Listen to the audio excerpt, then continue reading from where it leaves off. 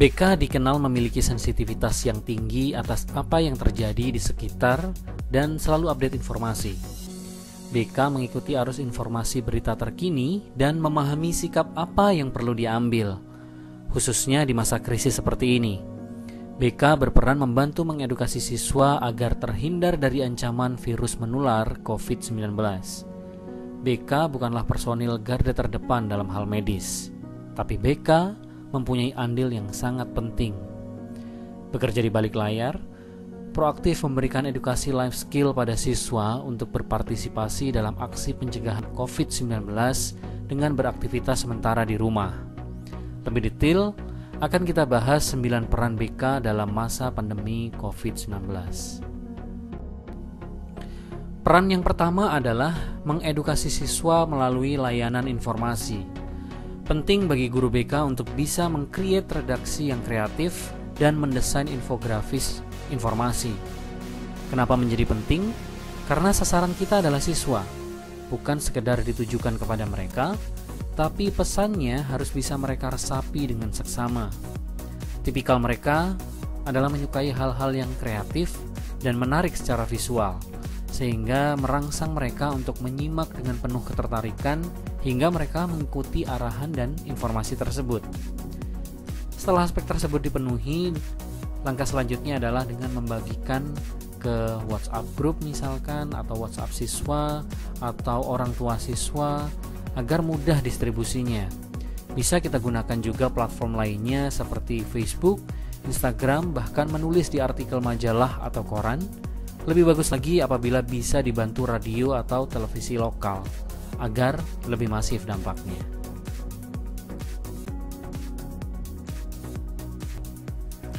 Kedua, membantu siswa membuat panduan regulasi diri.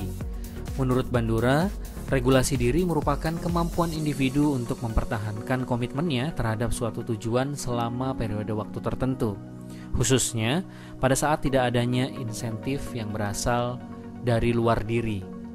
Adler ikut mengungkapkan bahwa manusia mempunyai kekuatan kreatif untuk mengontrol kehidupan dirinya, bertanggung jawab mengenai tujuan finalnya, menentukan cara memperjuangkan mencapai tujuannya, dan berkontribusi terhadap pengembangan minat sosialnya. Bimbing siswa untuk bisa mengobservasi perilaku efektif mencegah penularan COVID-19-nya, kemudian evaluasi apa yang sudah dikerjakan dengan harapan yang diinginkan, kemudian beri penilaian terhadap hasilnya. Ketiga, berikan layanan konseling online.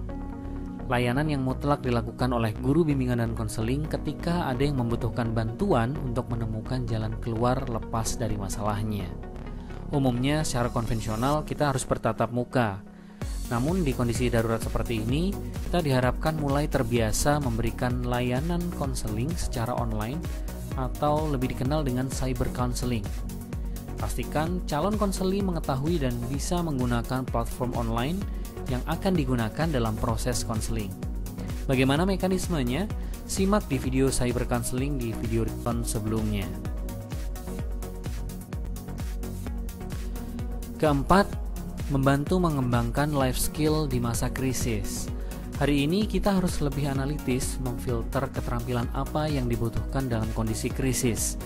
Tidak hanya berfokus pada sosialisasi beraktivitas di rumah saja, namun mengajak siswa lebih kritis membangun keterampilan yang dibutuhkan saat momen darurat muncul. Artinya, kita sebagai konselor cukup peka memberikan langkah kuratif yang konkret dan menyiapkan siswa secara preventif agar mampu mengantisipasi kondisi kritis lainnya. Apa saja ragam keterampilannya? Bisa bentuk berpikir positif, regulasi diri, keterampilan asertif, dan lain-lain. Secara detail nanti akan Rubicon bahas di video selanjutnya. Pastikan kamu menyimak juga ya. Yang kelima, memotivasi memiliki mental hygiene atau sehat mental. Memahami betul psikologi siswa saat krisis seperti ini tentu menjadi tanggung jawab guru BK juga. Secara fisik saat ini memang tidak berkumpul bersama di sekolah, namun kita perlu memberikan motivasi selama mereka di rumah.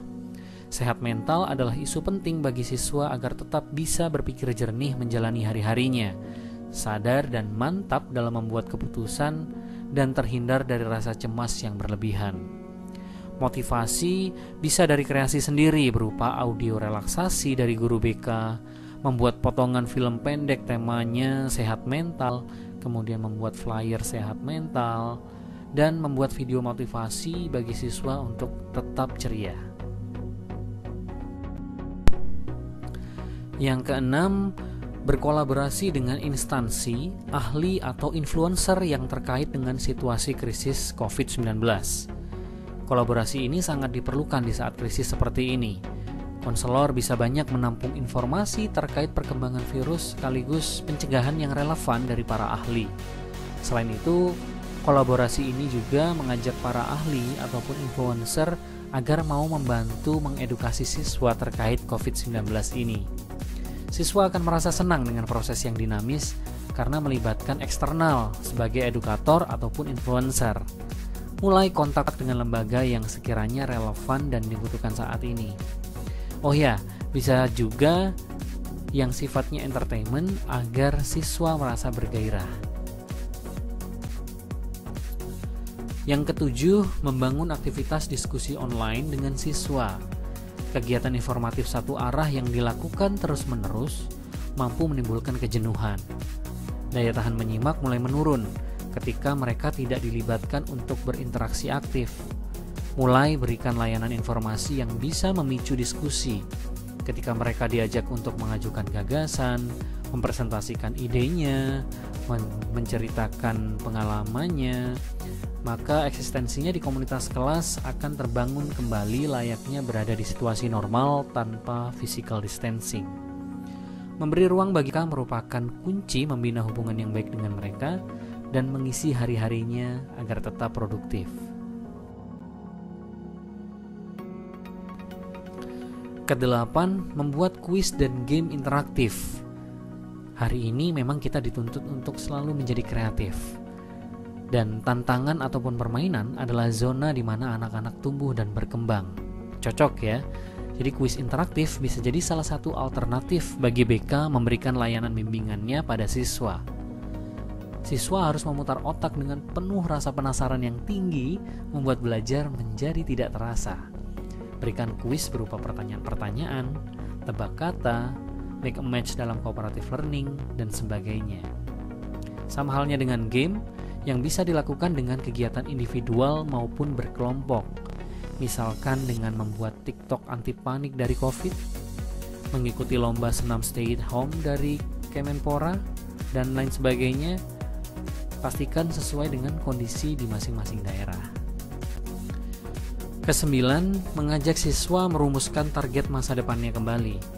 Momen ini bisa dimanfaatkan juga dengan kembali merumuskan apa yang menjadi tujuan hidup siswa, baik jangka pendek hingga jangka panjang. Fungsinya bukan hanya sebagai pengalihan fokus terhadap kecemasan COVID-19, tapi lebih dalam lagi. Hal ini mampu membuat siswa menata kembali goal sebenarnya, termasuk langkah nyata yang mereka lakukan untuk mencapainya. Banyak waktu luang merupakan kesempatan merefleksikan kembali target-target hidup mereka.